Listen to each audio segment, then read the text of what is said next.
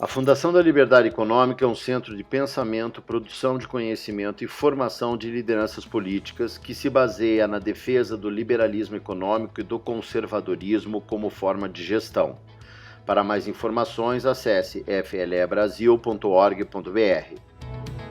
Olá a todos, eu sou Eduardo Fayet, da Fundação da Liberdade Econômica, e este é mais um episódio do Liberdade em Foco, o podcast da Fundação da Liberdade Econômica.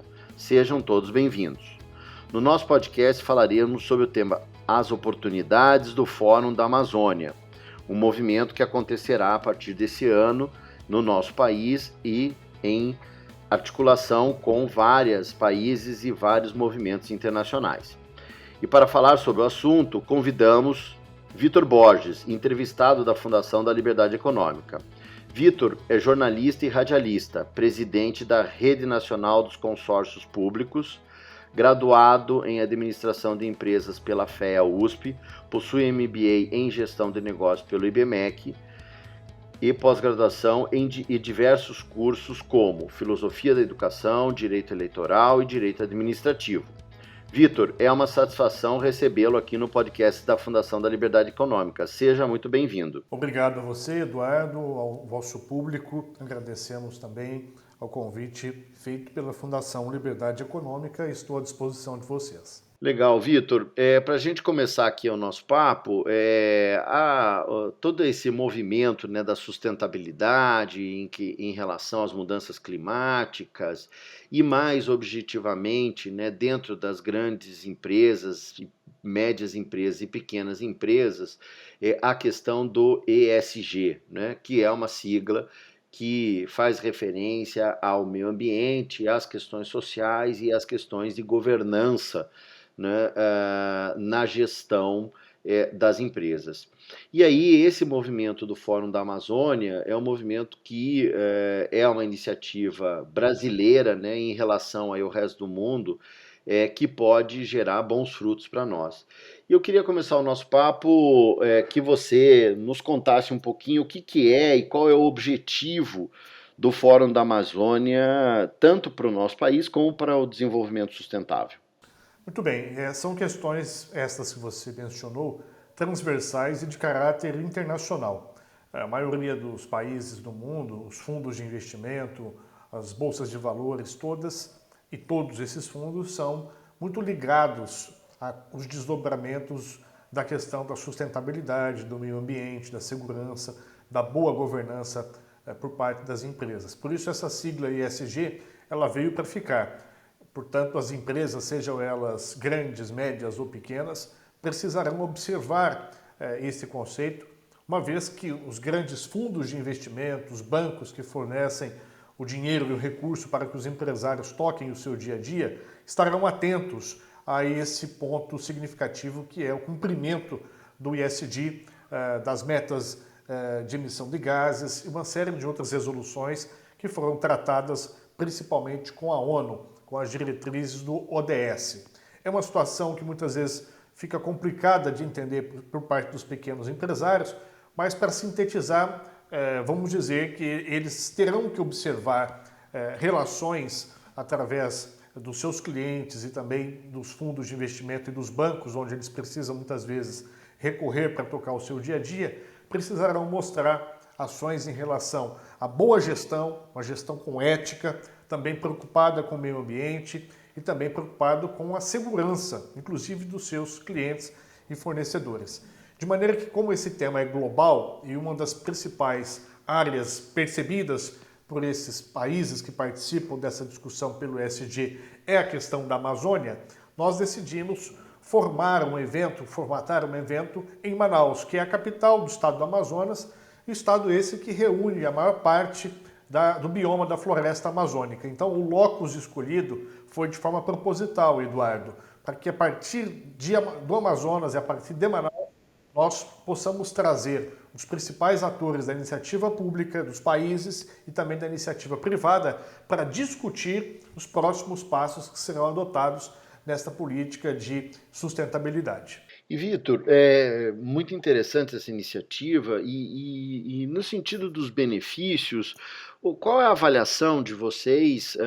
Depois até gostaria que você dissesse quando que vai acontecer, né? E mais ou menos algumas informações mais objetivas sobre esse fórum. Mas quais os benefícios que você acha que esse fórum vai trazer ao Brasil e, obviamente, né, a sustentabilidade e a preservação dos ativos ambientais que nós temos e poderemos, né, nos valer muito de recursos por causa desses ativos? Eduardo, o fórum vai para a sua terceira edição. Nós já tivemos 2 encontros, o primeiro no ano retrasado, onde participaram 30 países através dos seus embaixadores, ministros de Estado. Foi um grande sucesso e eu acho que o mundo estava esperando que o Brasil retomasse o protagonismo nessa pauta em que nós somos muito fortes. Somos líderes, até pela natureza que nós temos, que é uma natureza hoje que tem uma influência muito grande sobre as mudanças climáticas e afeta os países ricos também. Os pobres e também, principalmente, os países ricos, que têm seus investimentos, que têm a formulação das suas políticas públicas altamente dependente do Brasil, por conta da floresta amazônica e de outros biomas também, como, por exemplo, o Pantanal. Então tivemos uma grande adesão das embaixadas situadas no Brasil, de vários países, inclusive discutimos o acordo União Europeia-Mercosul. Incluímos, Eduardo, nessa discussão a questão de gênero, das mulheres ocupando posições de comando, no combate à violência contra a mulher, contra a violência doméstica e também, claro, o empreendedorismo, principalmente dos jovens, né, que estão numa situação muitas vezes chamada nem trabalham e nem estudam mais. Então essa é uma preocupação muito grande, porque o Brasil está perdendo uma fase vital da sua transição demográfica. Está chegando já perto dos países da velhice, mas não tem produtividade necessária para sustentar o pagamento, por exemplo, das pensões e das aposentadorias, que em outros países que estão fazendo essa transição etária, aproveitando os cérebros dos jovens para poder gerar riquezas para suas nações, tiveram. Nós, infelizmente, estamos com esse perigo à vista. E isso pode, lá na frente, Eduardo, colapsar o sistema previdenciário. Então a gente também fez essa discussão junto com outras nações que conseguiram fazer essa transição com acerto e que servem de modelo para o Brasil. Outro ponto definitivo para a gente encerrar essa pergunta diz respeito às oportunidades de negócio que podem surgir através das energias renováveis, do mundo verde e da economia verde. Tem um livro muito importante do professor Jorge Caldeira, que hoje é membro da Academia Brasileira de Letras, Eduardo, e ele mostra como seria a geografia do mundo se você valorizasse os países que têm potência de energia renovável.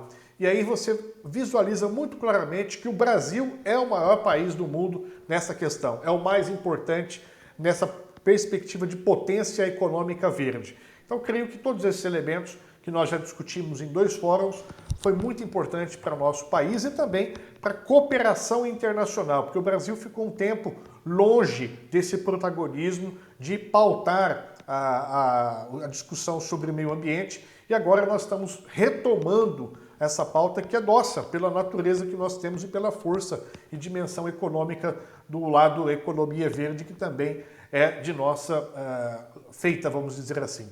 Maravilha, Vitor. E aí, nessa sequência da relação com o mundo, né, como você já citou, inclusive alguns exemplos aí de importantes, né, nessa relação, mas eu gostaria de enfatizar um pouquinho mais para o Brasil qual a importância da sustentabilidade na Amazônia na relação com o mundo, né? A gente já tem aí ouvido sobre, né, fundos internacionais, recursos internacionais mandados pela Alemanha, pela Holanda e agora recentemente pelos Estados Unidos para a manutenção da preservação da Amazônia.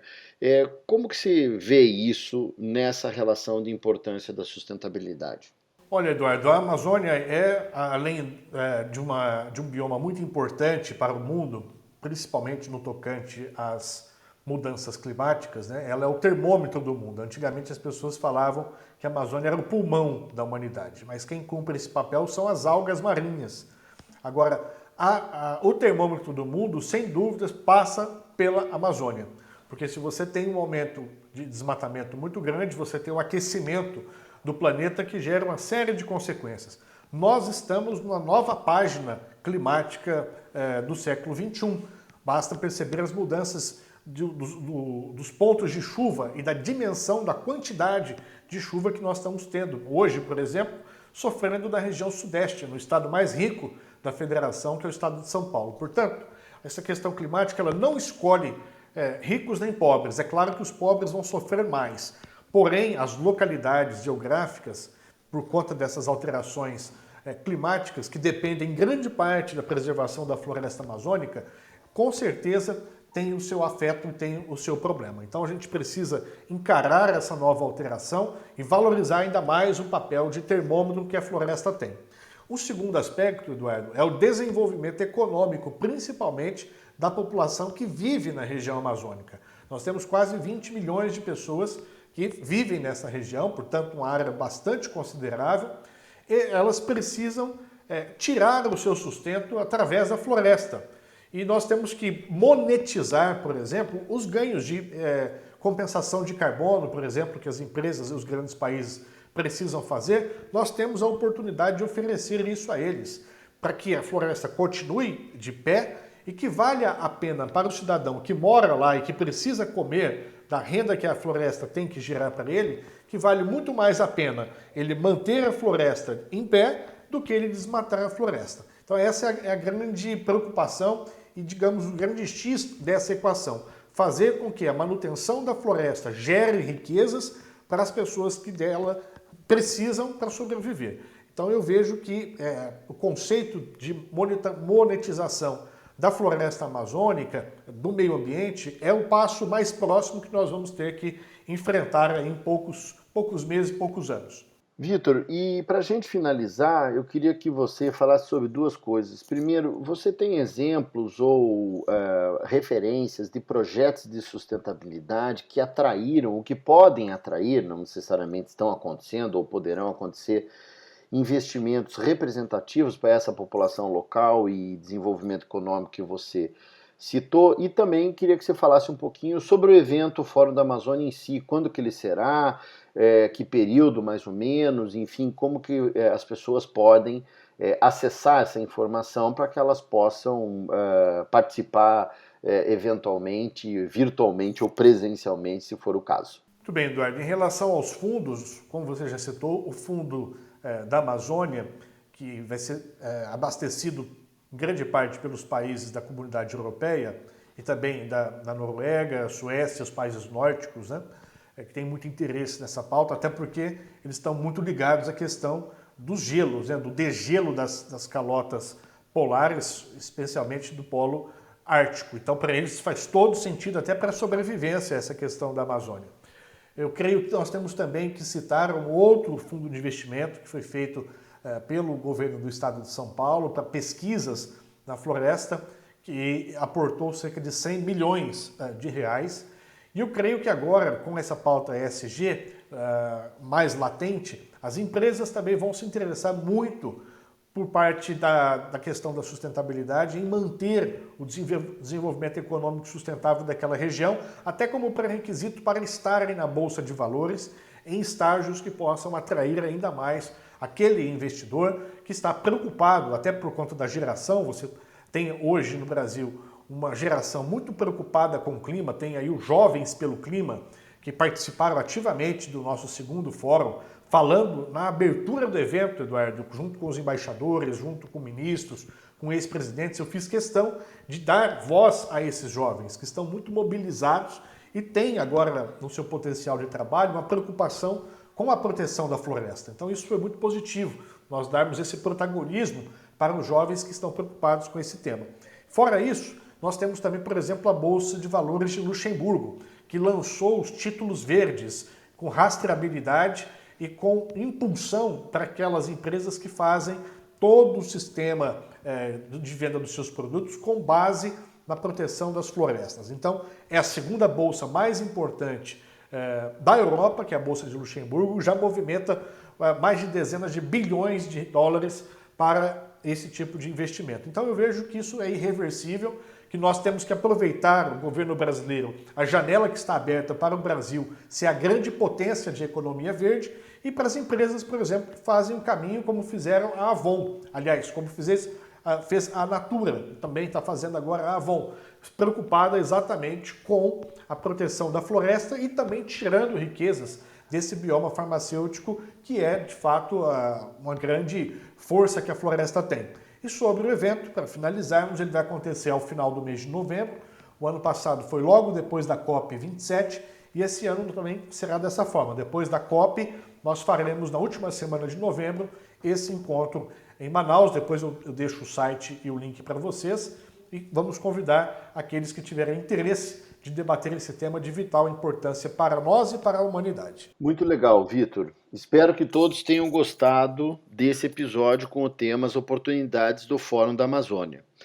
Vitor, mais uma vez, muito obrigado e, por favor, nos diga o site e os endereços eletrônicos que a gente possa acessar para conhecer o evento. O site é o gneforum.org. Nós estamos agora em fase de reatualização do site, com as fotografias, com as matérias que foram feitas no ano passado, mas esse site será mantido, gneforum.org. E o e-mail é gneforum@gmail.com. Ficamos à disposição, muitíssimo obrigado, prezado Eduardo, cumprimentos também pelo seu trabalho como vice-presidente da ABRIG, essa associação tão importante que nós fazemos questão que possa estar também conosco no Fórum da Amazônia. Muito obrigado, Vitor. E para você que acabou de nos ouvir, muito obrigado pela sua audiência.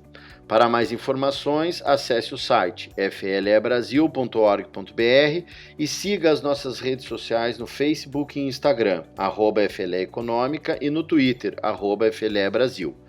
Nosso podcast está disponível na sua plataforma de áudio preferida. Você também pode seguir nosso podcast no Spotify, Amazon, assinar no Apple Podcasts e se inscrever no Google Podcasts ou no Castbox e favoritar no Deezer. Desse modo, você receberá uma notificação sempre que um novo episódio for ao ar. Eu sou Eduardo Fayet e esse foi mais um Liberdade em Foco. Um grande abraço e até a nossa próxima conversa.